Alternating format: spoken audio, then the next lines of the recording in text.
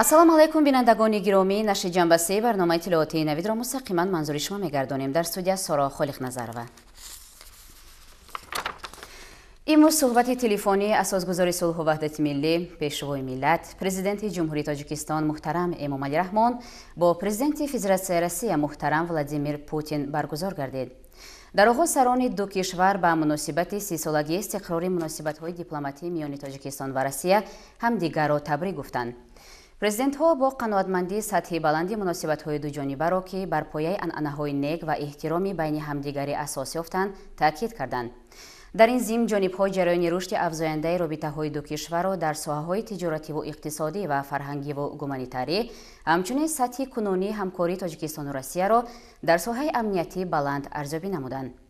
дар ҷараёни суҳбат роҳбарони ду давлат раванди рушди вазъият дар Афғонистон ва ҳолати сарҳади миёни Тоҷикистону Афғонистонро баррасӣ намуда, дар робита ба дигар масъалаҳои мубрами рӯзномаи байналмилалӣ ва минтақавӣ табодули афкор анҷом доданд.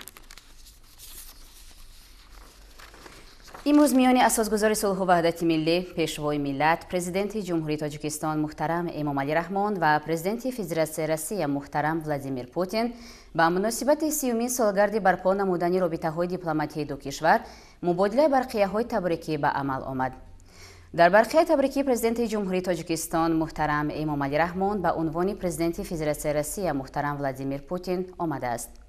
муҳтарам Владимир Владимирович, лутфан табрикоти гарм ва таманниёти неки маро ба муносибати 30-солагии барқарор намудани робитаҳои дипломатии миёни ҷумҳурии Тоҷикистон ва Федератсияи Россия бипазиред.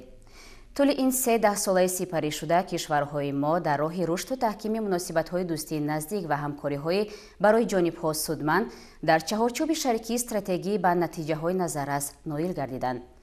сатҳи кунунии робитаҳои гуногун ҷанбаи Тоҷикистону Россияро ки аҳдномаи дӯстӣ, ҳамкорӣ ва кӯмаки байни ҳамдигарӣ ва аҳднома дар бораи ҳамкории иттифоқӣ дар асри 21 нигаронида шуда, заминаи пойдории онҳо мебошанд, баланд арзёбӣ менамоям. Федератсияи Россия шарики асосии тиҷоративу иқтисодии Тоҷикистон буда, мо дар арсаи мубориза бо терроризм, экстремизм, ҷинояткории муташаккили фаромиллӣ ва дар соҳаҳои ҳарбӣ ва низоми техникӣ ба таври самарабахш ҳамкорӣ менамоем. мехостам аз густариши қобили таваҷҷӯҳи робитаҳои фарҳангӣ, гуманитарӣ ва байниминтақавӣ ба таври махсус ёдовар шавам. ҳамкориҳои байни парлумонӣ тақвият меёбанд. кишварҳои мо дар доираи Созмони Милали Муттаҳид ва дигар созмонҳои байналмилаливу минтақавӣ дар робита ба мавқеъҳояшон ҳамоҳангии зич анҷом медиҳанд. итминон дорам ки рушди минбаъдаи ҳамаҷонибаи муносибатҳои Тоҷикистон ва Россия ҷавобгӯи манфиатҳои аслии шаҳрвандони кишварҳои мо буда, ба нигоҳ доштани сулҳу амонӣ дар Осиёи Марказӣ мусоидат менамояд. мо пайваста ба пешбурди минбаъдаи босамари тамоми ҷанбаҳои муносибатҳои байнидавлатиамон ки дар оянда низ дар авлавиятҳои сиёсати хориҷии Тоҷикистон мақоми хос хоҳанд дошт, манфиат дорем. умед дорам ки мо аз ин пас ҳам ҷиҳати таҳкими муносибатҳои Тоҷикистону Россия ба манфиати мардумонамон талошҳои муштараки ҳамаҷониба анҷом хоҳем дод. бо истифода аз ин имконияти фараҳбахш ба шумо муҳтарам Владимир Владимирович, сеҳатмандии комил ва комёбиҳои рӯзафзон, ба мардуми дӯсти Россия сулҳу некуаҳволӣ ва шукуфои устувор орзумандам. дар барқияи табрикии президенти Федератсияи Россия муҳтарам Владимир Путин ба унвони президенти ҷумҳурии Тоҷикистон муҳтарам Эмомалӣ Раҳмон чунин гуфта шудааст. муҳтарам Эмомалӣ Шарифович, ба муносибати 30-солагии истиқрори муносибатҳои дипломатии миёни давлатҳоямон табрикоти самимии маро бипазиред. тӯли 10 солаи сипаришуда ба мо муяссар шуд ки робитаҳои байни Россия ва Тоҷикистонро ба сатҳи шарикии стратегӣ ва иттифоқчигӣ барорем. муколамаи пурмазмуни сиёсӣ, ҳамкориҳои босамар дар соҳаҳои тиҷоративу иқтисодӣ, илмиву техникӣ ва гуманитарӣ дар ҳоли рушд қарор доранд. Москва ва Душанбе дар самти муқовимат ба терроризм ва таҳдидҳои амнияти минтақавӣ ҳамкориҳои созанда ба роҳ монда, талошҳои худро дар доираи Созмони аҳдномаи амнияти дастҷамъӣ, Иттиҳоди давлатҳои мустақил, Созмони ҳамкории Шанхай ва дигар ниҳодҳои бисёрҷониба ҳамоҳанг менамояд.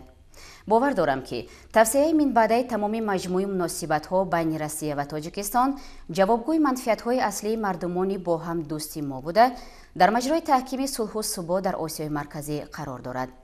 از صمیم قلب به شما محترم امامعلی شریفویچ صحتمندی کامل و کامیابی ها به همه هموطنان شما سعادت و نیکاحوالی آرزومندم.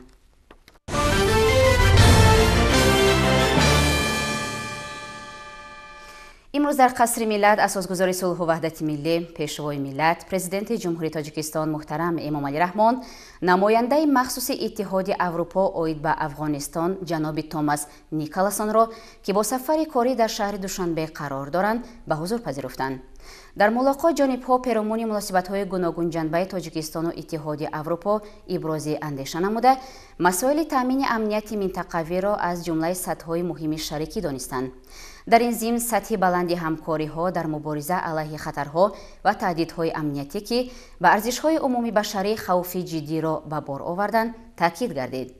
پیشوای ملت با اظهار نگرانی از روند افزایش تهدیدهای تروریسم بین‌المللی، اکستریمیسم، جنایتکاری متشکل فراملی، از جمله قاچاق مواد مخدر و سلاح، همچنین جنایت‌های کیبری رشد همکاری‌های تاجیکستان را با شریکان بین‌المللی در جاده مقاومت ثمره‌بخش به آنها مهم ارزیابی نمودند. جانب‌ها وابسته به وضع امروزه نظامی و سیاسی و اقتصادی و اجتماعی افغانستان که به حالت امنیتی منطقه تأثیر بی‌واسطه می‌رسانند، همچنین دیگر مسئله‌های مبرم مورد اهتمام مشترک مبادله افکار انجام دادند.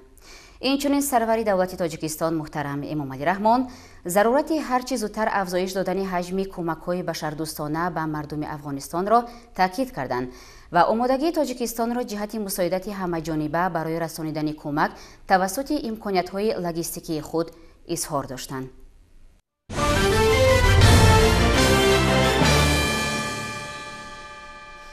در قلمرو تاجیکستان بنیادکاری با وسعت تمام ادامه دارد.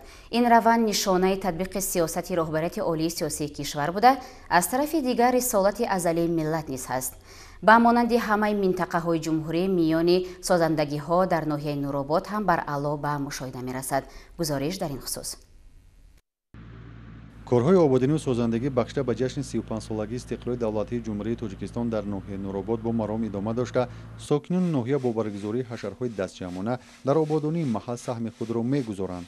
بخشیده به جشن 35 سالگی استقلال دولتی جمهوری تاجیکستان طبق نقشه چوبینی مقامات اجرایی حکومت دولتی ناحیه نورآباد 97 انشاءات ساختمانی به نقشه گرفته شده است که با فرا رسیدن فصل بهار کارهای ساختمانی آغاز گردیدند. در دوره آبادکاری و بنیادکاری‌ها در ناحیه نورآباد با فرارسی بهار خجستپی مردم اقدام‌های نجیبانه پیش گرفتند و نقشه است که 97 انشاءات خرد و میانه کارخانه‌های همچنین کارخانه‌های خرد و میانه صنعتی به استفاده دیدند. این همه این در دایره آبادکاری و بنیادکاری‌ها با استقبال 35 سالگی استقلالیت دولتی جمهوری تاجیکستان به نقشه گرفته شده است. به این خاطر امروزها در همه آن انشاءات هایی که نقشه بندی شدند کارها آغاز شده، مردم پای آبادی و بنیادکاری علاقه کمر همت بستند. کارمندان تشکیلات و مؤسسه ها، ساکنان دهه ها در تازه و آزاده گرداندن کوچه مرکزی ناحیه و باغچه های نزد کارخانه ها با ترتیب در آوردن جو کانال ها سهم گذاشته در کوچه مرکزی نیال های همیشه سبز شینانیدند. مقامات اجرایی حکومت دولتی ناحیه نورآباد همه کوشش و امکاناتش را بهر آن سفربر کرده است که نقشه و عهدهداری‌های قبول کرده را در دوام سال تامین نموده. دستور و هدایت‌های اساسگزار صلح و وحدت ملی پیشوای ملت پرزیدنت جمهوری تاجیکستان محترم امامعلی رحمان و حکومت جمهوری تاجیکستان را در عمل تطبیق نمایند.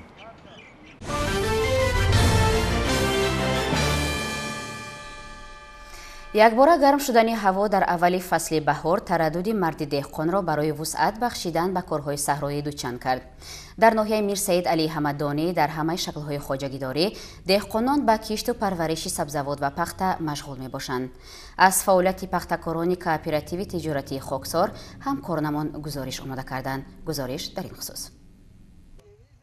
مساعد آمدن اول فصل بهار دهقانان را دلگرم کرده است و دست جمعانه به کشت و کاری بهاری وسعت می‌بخشند. در ناحیه همدانی که زمین‌های کورم آبیش زیاد است، کوآپراتیوهای تجارتی و خواجگی‌های دهقانی بیشتر پخته پرورش می‌نمایند، زیرا محصولات این زراعت در بازار جهانی خریدار زیادی خود را دارد و از حساب فروش آن خواجگی‌ها سطح زندگی سهامداران و بودجه خواجگی‌هایشان را غنی می‌گردانند.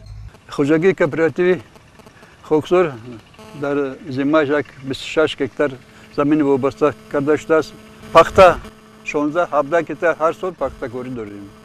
دو نمونه چیکار کردیم پخته سر حاصل فلش ترکی بعد فلورا ترکی میکنیم بسیار محصول نقد پخته خوب اندرد شد. سال گذشته پخته کاری عموما بسیار همه جا خوب شده بود. از اونجا خوشگی من بسیار حاصل بالان ایسی 5 سنتر پخته حاصل زیادتر گرفتیم. بسیار هم سال بابارات بر سال گذشته برای خوجک دهقانی ما. کооپراتیو تجارتی خاکسار در جماعت دهاتی چوبک ناحیه همدانی یکی از خوجگی‌های موفق بوده. همساله در قسمت زیادی زمین‌های کشتش پخته می‌کند. دهقانان این خوجگی در کشت و پرورش پخته تجربه زیاد دارند و همساله بیش از 30 سنتنری حاصل به دست می‌آورند.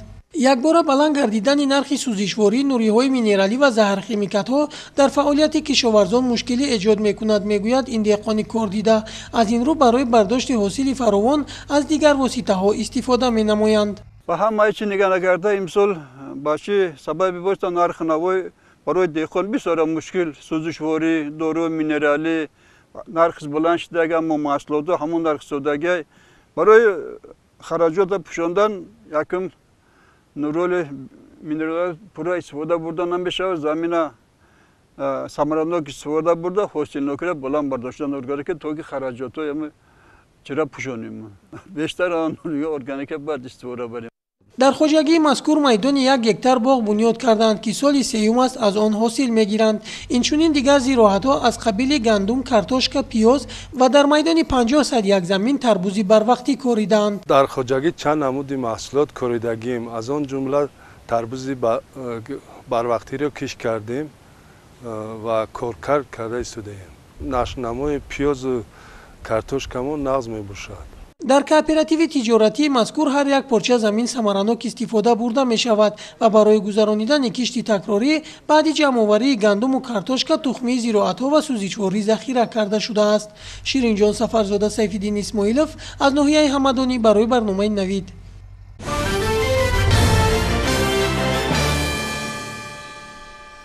دیروز بخشیده به روز عمومی جهانی تندرستی که همه ساله در جهان 7 اپریل تجلیل کرده می شود، با دستگیری حکومت جمهوری تاجیکستان در تمام مؤسسه‌های طبی مملکت خدمت رایگان رسانیده شد. در این روز ساکنان ولایت سوق نیز از معاینه رایگان گذرانیده شده، جهت پیشگیری بیماری‌ها و اصول‌های طبابت آنها از جانب متخصصان بلندپایه ساحه‌های گوناگون طب به شهروندان مصلحت و توصیه‌های مفید داده شدند. شروع از سال 1950 در سراسر جهان 7 اپریل همچون روز بین‌المللی سلامتی جشن گرفته می شود. این برای هر کسی که درباره سلامتی جسمی سالم و روح قوی غمخوری می کند. اینچنین برای حفظ محیط زیست سعی می نماید که به تحکیم سلامتی اهالی به واسطه تاثیر می رساند. مهم است. بخشیده به روز بین‌المللی سلامتی در تمامی بیمارخانه و مرکزهای سلامتی جمهوری تاجیکستان از جمله ولایت سوق خدمت رسانی رایگان براه مانده شد. به گفته علیجان یوسفوف، رئیس اتفاق کسبه بیمارخانه کلینیکوی رقمی شهر خوجند، امروز همه دکتران بیمارخانه از جمله عصب‌شناس، جراح، عصب‌شناس، طبیبان امراض درونی و غیره ها به قبول رایگان بیماران مشغولند و از صبح زیاده از 120 نفر به قبول دکتران تشریف آوردند. هدف از برگزار نمودن چاره‌بینی مذکور این حفظ صحتی جامعه و پیش از همه بلند برداشتن معلومات طبی شهروندان می باشد و ما کارمندان ساحه تندرستی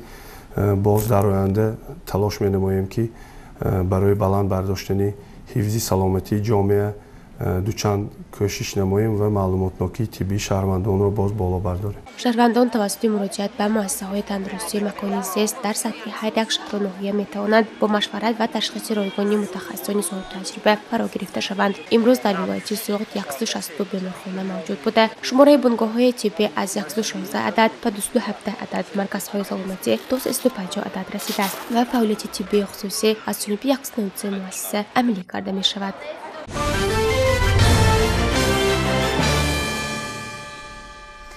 масъалаи амалишавии ду санади муҳими миллӣ, қонуни ҷумҳурии тоҷикистон дар бораи танзими анъана ва ҷашну маросим дар ҷумҳурии тоҷикистон ва қонуни ҷумҳурии тоҷикистон дар бораи масъулияти падару модар дар таълиму тарбияи фарзанд донишмандону таҳлилгаронро дар филиали донишгоҳи давлатии Москва ба номи Михаил Ломоносов дар шаҳри Душанбе ба ҳам овард.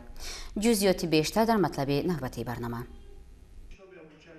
риояи қонун пешрафти давлат бо ҳамин унвон дар филиали донишгоҳи давлатии Москва ба номи Михаил Ломоносов дар шаҳри Душанбе ҳамоиши илмӣ назариявӣ баргузор шуд. Дар тадбири мазкур намояндагони кумитаи танзими анъана ва ҷашну маросимҳо, донишмандон, омӯзгорону донишҷӯён ва дигар шахсони расмӣ иштирок намуданд. Дар ҳамоиш нотиқон перомони ду санади миллӣ, қонуни ҷумҳурии тоҷикистон дар бораи танзими анъана ва ҷашну маросим дар ҷумҳурии тоҷикистон ва қонуни ҷумҳурии тоҷикистон дар бораи масъулияти падару модар дар таълиму тарбияи фарзанд баромад карда, амалишавии қонунҳои мазкурро дар беҳтарсозии сатҳу сифати зиндагии мардум нек арзёбӣ карданд. бахусус ин пешниҳоди асосгузори сулҳу ваҳдати миллӣ, пешвои миллат муҳтарам Эмомалӣ Раҳмон буд, ки ин қонун сабаб гашт, яъне исрофкорӣ ва дигар амалҳои номатлуб ғайри иқдомҳоро яъне пешкаш гардонанд, то ки мардум қадами устувор гузаронанд барои рӯзгори нек ва сабаб гардад барои зиндагии осударо пеш бурдан.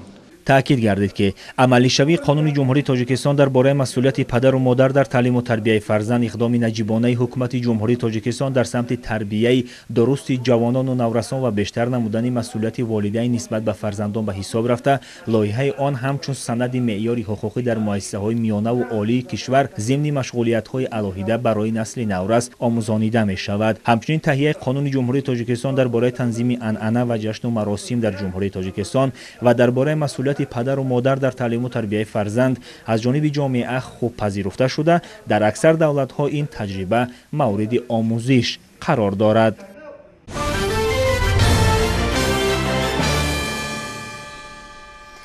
дар муассисаи давлатии таълимии литсеи рақами 3 барои хонандагони болаёқати шаҳри Душанбе маросими ифтитоҳи озмуни шаҳрии тоҷи сари ҷумла ҳунархост илм баргузор гардид. дар ин маросим роҳбарияти мақомоти иҷроияи ҳокимияти давлатии шаҳри Душанбе ва масъулини баргузории озмун аз ҷумла сохторҳои дастгоҳи раиси шаҳри Душанбе, сайрораиёсати маориф, муассисаҳои таҳсилоти иловагӣ, ҳайати ҳакамон ва довталабони даври шаҳри озмун ширкат намуданд. шарҳи бештар дар гузориши ҳамкорони мо. дар расми ифтитоҳи озмуни шаҳрии тоҷи сари ҷумла ҳунархост илм нахуст пайёми шодбошии мақомоти иҷроияи ҳокимияти давлатии шаҳри Душанбе ба иштирокчиёни озмун ироа гардид. аз ҷумла зикр шуд, ки ташкил ва баргузории озмуни шаҳрии тоҷи сари ҷумла ҳунархост илм аз иқдомоти навбатии раиси шаҳри Душанбе муҳтарам Рустами Эмомалӣ буда, он дар партави сиёсати маорифпарваронаи асосгузори сулҳу ваҳдати миллӣ, пешвои миллат, президенти ҷумҳурии тоҷикистон муҳтарам Эмомалӣ Раҳмон бо мақсади амалисозии тадбирҳо вобаста ба бисолаи омӯзиш ва рушди фанҳои табиатшиносӣ, дақиқ ва риёзӣ дар соҳаи илму маориф, рушди тафаккури техникӣ, тарғиби ҷаҳонбинии илмӣ, дастрасӣ пайдо кардан ба техникаву технология, тавсеяи ихтироъкорӣ ва навоварӣ, пайвастани илм бо истеҳсолот, ҷалби хонандагони муассисаҳои таҳсилоти миёнаи умумӣ ба омӯзиши амиқи фанҳои риёзӣ, дақиқ ва табиӣ, дарёфт ва муаррифии истеъдодҳои нав дар ин самтҳо ва дар ин замина мусоидат намудан дар касб интихобкунии наврасон аз рӯи ихтисос ва касбҳои ба фанҳои мазкур алоқаманд эълон карда шудааст. ташкил намудани чунин озмунро ман сари вақтӣ мешуморам, чунки аз тарафи пешвои миллат, президенти ҷумҳурии тоҷикистон муҳтарам Эмомалӣ Раҳмон 20-солагии рушди фанҳои табиатшиносӣ, дақиқ ва риёзӣ эълон карда шудааст ва дар чорчӯбаи эълони ҳамин 20-солагии фанҳои дақиқ, риёзӣ ва табиатшиносӣ ташкил намудани озмуни тоҷи сари ҷумла ҳунархост илм яке аз беҳтарин ташаббусҳое мебошад, ки аз тарафи муҳтарам раиси шаҳри Душанбе Рустами Эмомалӣ пешниҳод карда шуд ва имрӯз амалӣ карда шудааст. озмуни шаҳрии тоҷи сари ҷумла ҳунархост илм аз рӯи номинатсияҳои барномасозӣ, меъморӣ, модельсозӣ, радиоэлектроника, робототехника, сайёҳӣ, кишваршиносӣ ва табиатшиносӣ доир гардида, дар он хонандагони муассисаҳои таҳсилоти миёнаи умумӣ ғолибони даври ноҳиявии озмун сабқат мекунанд. озмуни мазкур таҳти сарпарастии бевоситаи раиси шаҳри душанбе муҳтарам Рустам Эмомалӣ баргузор гардида, ғолибони он аз рӯи ҳар як номинатсия дар алоҳидагӣ бо мукофотпулӣ барои ҷойҳои якум 15 000 сомонӣ, ҷойҳои дуюм 10 000 сомонӣ ва ҷойҳои сеюм 5 000 сомонӣ сарфароз карда мешаванд. Инчунин ба омӯзгорони хонандагоне ки дар озмун ғолибиятро ба даст меоранд, мукофотпулӣ барои ҷойҳои якум 10 000 сомонӣ, ҷойҳои дуюм 5 000 сомонӣ ва ҷойҳои сеюм 3 000 сомонӣ барои ҳар як номинатсия дар алоҳидагӣ муқаррар гардидааст. Маврид ба зикр аст ки дар даври ноҳиявии озмун 403 нафар сабқат намуда, танҳо 80 нафарашон бо ба даст овардани холҳои мувофиқ ба даври шаҳрӣ роҳхат гирифтанд. Бояд тазаккур дод ки ҷиҳати мақсаднок, озод ва шаффоф баргузор намудани озмуни шаҳрии тоҷи сари ҷумла ҳунарҳост илм, ҳайати ҳакамони он аз ҳисоби мутахассисони соҳибтаҷриба ва ходимони намоёни илмии Академияи миллии илмҳои Тоҷикистон таъсис дода шудааст. Ёдовар мешавем ки озмун аз рӯи шартҳои супоридани корҳои тестиву хаттӣ, аз рӯи фанҳои дақиқ, табиӣ ва риёзӣ ва муаррифии лоиҳаҳои илмиву эҷодӣ аз рӯи номинатсияҳои алоҳида сурат гирифта, он то рӯзи 11 апрел идома мекунад. маросими ҳавасмандгардонии ғолибони озмун дар арафаи рӯзи пойтахт дар назар аст.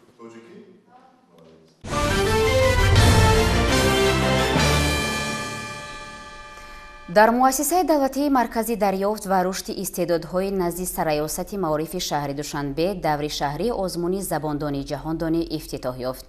ин озмун бо мақсади ҷалби оммавии хонандагони муассисаҳои таҳсилоти миёнаи умумӣ ба забономӯзӣ, инкишофи зеҳнӣ ва ҷаҳонбинӣ, сайқал додани заковат ва малакаҳои забондонӣ дарёфт, муаррифӣ ва ҳавасмандгардонии истеъдодҳои нав дар асоси қарори раиси шаҳри Душанбе муҳтарам Рустам Эмомалӣ баргузор мегардад.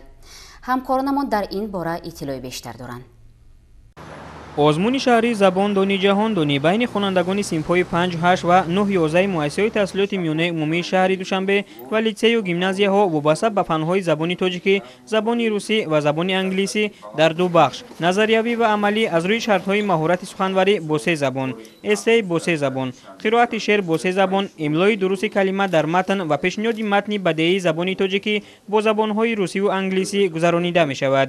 Бояд гуфт ки озмуни шаҳрии забондонӣ ҷаҳондонӣ аз 3 давр иборат буда, даври аввал дар муассисаҳои таълимӣ ва даври дуюм дар сатҳи ноҳиявӣ ҷараён гирифт.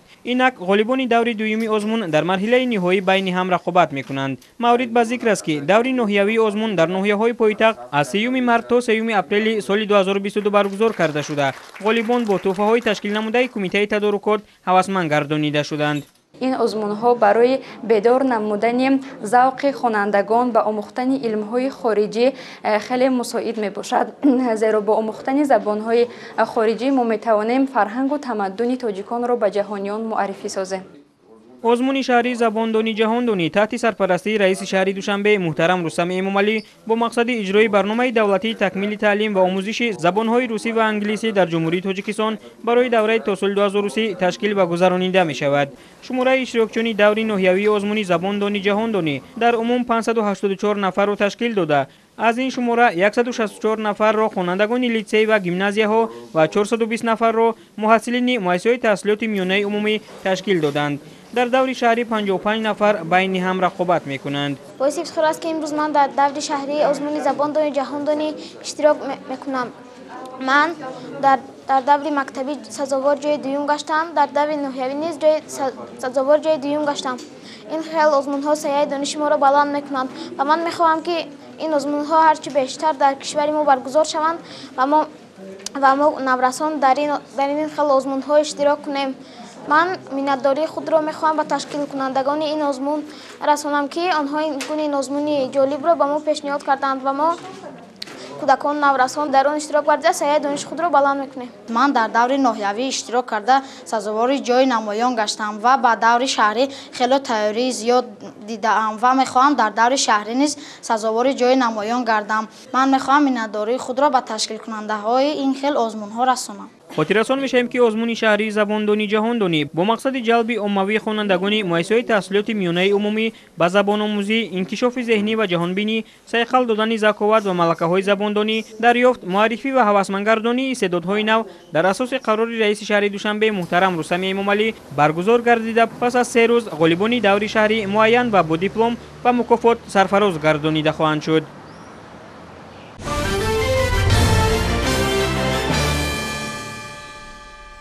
واقعا در تشکل اندیشه ملی و تحکیم استقلالیت نقش کتاب خیلی بزرگ است. محض همین دستگیری های معرفت پرورانه رهبریت دولت است که سالهای آخر ساحه کتابداری و علم و عرفان روز به روز رشد نموده ایستاده است. دور اول آزمون جمهوری فروغ صبحی دانای کتاب است در کالج و لیسه‌های شهر ترسونزاده جنببست گردید. همکارانمان صاحب نور عبدالرسول و خورشید حلیموف در همین خصوص گزارش می‌دهند. آموزگاران و دانشجویان مؤسسه دولتی تعلیمی کالج و لیسه‌های شهر ترسونزاده برای اشتراک به آزمون جمهوری فروغ صبحی دانایی کتاب است آمادگی می‌بینند. دانشجویان را بیشتر در کتابخانه‌های مؤسسه‌های تعلیمی دیدن ممکن است که هر یک کوشش می‌نماید بیشتر کتاب مطالعه نموده آرزوی اشتراک آزمون را دارد. در مؤسسه دولتی تعلیمی کالج طبی شهر ترسونزاده از تعداد زیاد اشتراکچیان آزمون فروغ صبحی دانایی کتاب است در مرحله آخرین 8 نفر به دور شهری راه خط گرفتند. از تعداد زیاد دانشجویان به دور نهایی 8 نفرشان راه یافتند. تا این دم در کتابخانه اشتراکچیان کتاب‌های لازمیشان را دسترس نمودند و برای آنها شرایط مساعد مهیا گردید و بسیار هم از کتاب‌های الکترونی استفاده بردند، هم از کتاب‌های بدیعی و درسی. و ما امیدواریم که شاگردان ما در این آزمون جایهای نمایان را سزاوار می‌گردند، نامبرداری همین مؤسسه خود می‌گردند. دانشجویان مؤسسه دولتی تعلیمی کالج آموزگاری شهر ترسونزاده نیز با آزمون جمهوری فروغ صبحی دانایی کتاب است تیاری خوب دیده 20 نفر دانشجویان به دور شهری راه خط گرفتند. دور اول آزمون سنه 15 مارت بین دانشجویان مؤسسه با 5 نامیناسیون برگزار گردید. در آزمون 30 نفر دانشجویان فعال اشتراک نمودند. مقصد برگزار نمودن آزمون دریافت چهره‌های نو و کتابخانه‌های بهترین، تقویت نمودن جهانبینی دانشجویان و تربیت نمودن آنها بر روحیه وطن‌دوستی هشتنشناسی میباشد و برای جلب نمودن دانشجویان برای کتابخوانی و کتابدانی از جانب مؤسسه یک چند آزمون‌ها از آن جمله کتابخوانی بهترین، انشای بهترین گذرانیده شده. همه آنها را از جانب رهبریت قدردانی کرده شدند. ما امیدواریم که من بعد شاگردان ما در آزمون‌ها اشتراک نموده جایهای نمایان را اشغال می‌نمایند. مامورات مؤسسه‌های دولتی تعلیمی کالج‌های طبی و آموزگاری شهر ترسونزاده اطلاع می‌دهند که با اعلان گشتن آزمون جمهوری فروغ صبحی دانایی کتاب است 3 سال اخیر در مؤسسه صف خوانندگان در کتابخانه‌ها زیاد گردیده است. باید گفت که هدف اساسی تشکیل چنین آزمون‌ها این بلند برداشتن ذوق کتابخوانی، تقویت حافظه فرهنگی، دریافت چهره‌های نوی سخنور و سخندانی و فعالگردانی دایره زباندانی میان قشرهای مختلف جامعه میباشد.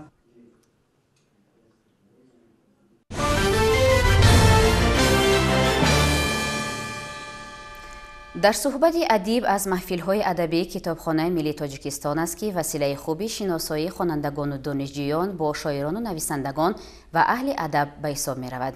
این تدبیر با مقصد بلند برداشتن سطح معرفتناکی نسل نو راه اندازی شده هر ماه برگزار می‌گردد. مهمان نوبتی در صحبت ادیب تیمور زلفیقاروف، شاعر، نویسنده، دراماتورگ و ستاره تابناک ادبیات روس به شمار می‌رفت. گزارش همکارانمان در این خصوص. شعبه خدمترسانی بیبلیوگرافی در کتابخانه ملی تاجیکستان با مقصد تشکیل خدمترسانی معلوماتی، اطلاعاتی و توسعه بیبلیوگرافی به شخصان واقعی و حقوقی فعالیت می‌کند. استفاده فوند شعبه برای استفاده برندگان آزاد بوده به حساب ینوار سال 2021 دارای 10502 معلوماتنامه، دانشنامه، لغت و توسعه بیبلیوگرافی را دایر به تمام ساحه‌های دانش میباشد. دوام چند است از جانب این شعبه کتابخانه محفل ادبی در صحبت ادیب راه اندازی شده است که در آن شاعران و نویسندگان و عموماً ایجادکاران دعوت گردیده با دانشجویان و کارمندان کتابخانه صحبت و واقعی‌ها انجام می‌دهند. این نوبت در صحبت ادیب، شاعر، نویسنده، دراماتورگ، تابان‌ترین ستاره تاجیک ادبیات روس تیمور زلفیقاروف دعوتی بود. نخست دایر به نقش او در ادبیات و زندگی‌نامه عبرتناکش رهبریت کتابخانه ملی سخنرانی نموده ابراز داشتند که تیمور زلفیقاروف با اثر داستان مرگ امیر تیمور که سال 1971 به تب رسیده است به ادبیات وارد شده است. مؤلف بیش از 30 اثر منظوم و منثور است که عدد نشر آنها بیش از 1 میلیون نسخه برشمرده شده است. نویسنده، شاعر و خردمند صوفی تیمور قاسمویچ در سپهر ادبیات روز استاد نظم و نثر ادبی که با دیده خواجه نصرالدین و خواجه ذوالفقار و دنیا می‌نگرد دو بار همچون نامزد دریافت جایزه ادبی نوبل معرفی شده است. романҳои Темур Зулфиқоров дар бораи Хоҷа Насриддин, Умари Хайём, Иван Грозний, Темурланг ӯро шӯҳратманд кардааст. Аз ҷумла асари ӯ Сафари заминӣ ва осмонии шоир унвони беҳтарин романи Аврупо 93 ва ҷоизаи Коллеҷи Британияро дарёфт кардааст. Романи Истодаву гирён дар миёни обҳои равон аз қиссаи ишқе дар замони ҷанги шаҳрвандии Тоҷикистон баҳс мекунад, ки аз 50 ҳикояти кӯтоҳ дар меҳвари як сюжети воҳид таркиб ёфтааст. Ба таъкиди шоир ҳанӯз аз даврони ҷавонӣ ба осори бузургони адиби тоҷику форс чун Фирдавсӣ Низомӣ, Ҷалолиддини Балхи, Саъдию Ҳофиз ва адибони дигари ҷаҳонӣ ба монанди Данте, Шекспир, Пушкин, Толстой рӯй овардааст, ки ба ҷаҳонбиниву малакаи адабияш таъсир гузоштааст. Хонандагону донишҷӯёни муассисаҳои таҳсилоти миёна ва олии кишвар вохӯрӣ ва шиносоӣ бо шоир, нависанда ва драматургро барои худ мояи ифтихору сарфарозӣ арзёбӣ намуданд. Дар ҷамъомад ҳамчунин миёни иштирокдорон саволу ҷавоб баргузор шуд.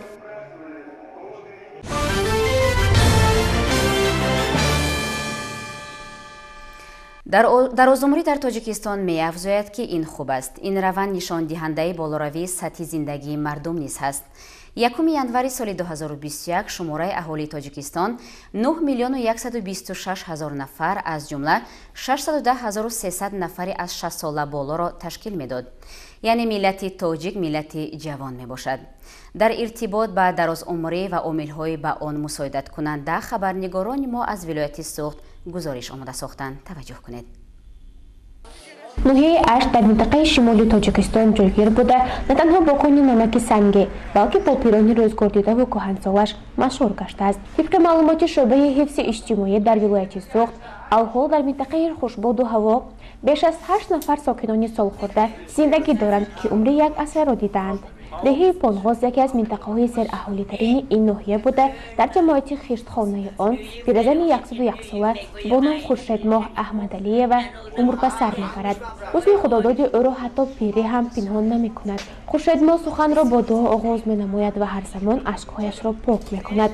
дар ҳаёти якҷоя бо шавҳараш ӯ соҳиби 8 фарзанд гашта, мутаассифона 2 нафар ҷигарбандонашро бармаҳал аз даст додааст. бо вуҷуди дарду алами бисёр, холаи Хуршедмоҳ Аҳмадалиева хотираи қавӣ дорад.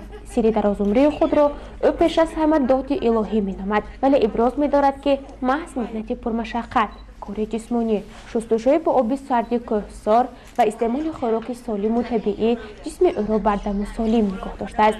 Хуршедмоҳ соҳиби 158 нафар набира буда шумораи абирагонашро дар ёд надорад, чун хеле зиёданд. ани моҳи апрел ба 101 ба мерам. фаҳмидия? моҳи март мана вақти революсия Ленин ғалаба кардаги ҳамая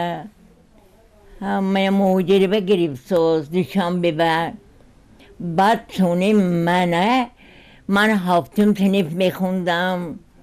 падари мана кӯлаки ба баста чуни мана инҷаба мададои ҳамин Наздидин инҷаба келинкара оварам моҳи март 12 март. фарзандонам якум Салоҳиддин, дуюм таги думанандамондаги Фаёзиддин, сеюм профессор Фағриддин, чорум Иноватой духтарак, панҷум Улмасой, шашум Сабоҳат духтур кор мекунад, гинеколог, ҳафтум Малоҳат ваям маълума қайрақуманда, ҳаштум Наздидин. ҳозир чиверама худиш 80та. вай ниверая ҳисобиш барастанами 100та ниверая.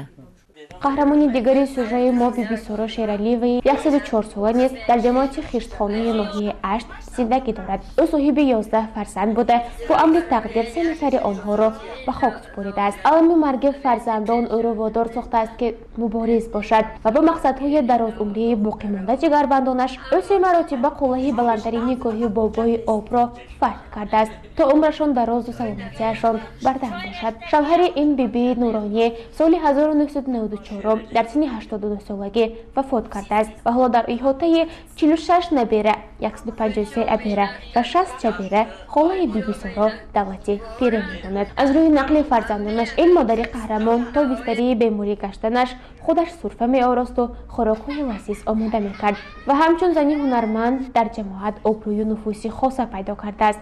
электрикарем электростанция электрикарем хокой канда этуни боғ дод боғой обод карем кӯи дашта мерафтем кӯи даштанда рафта молои чикара қатиқи рӯғанкара меомадем ишкамбакара меомадем ҳамаша кара меомадем туни хӯрнанда хӯру мешиштем замистонанда ҳамин модарам ман ба зуми шуда хундан намондан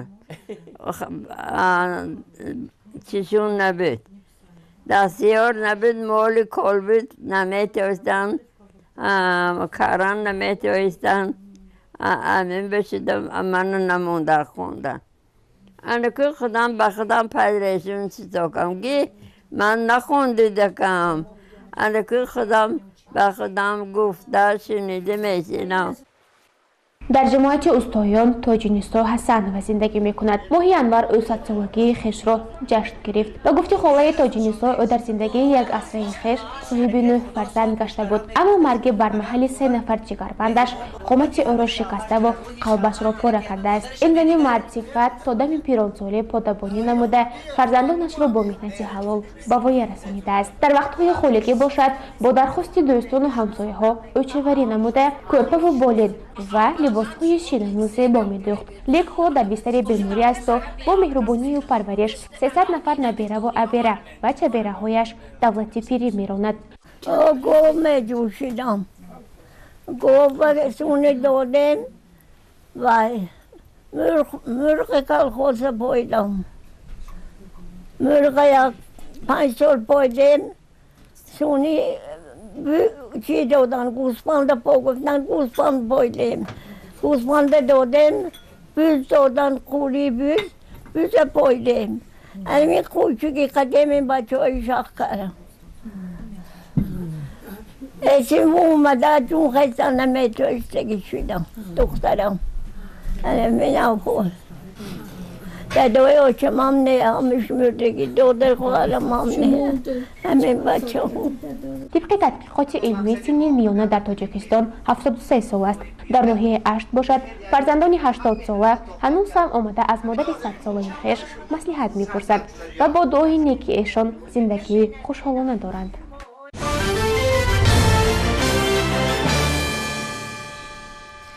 ҳамлаи террористӣ дар исроил 2 кушта ва беш аз 10 захмӣ бар ҷой гузоштааст.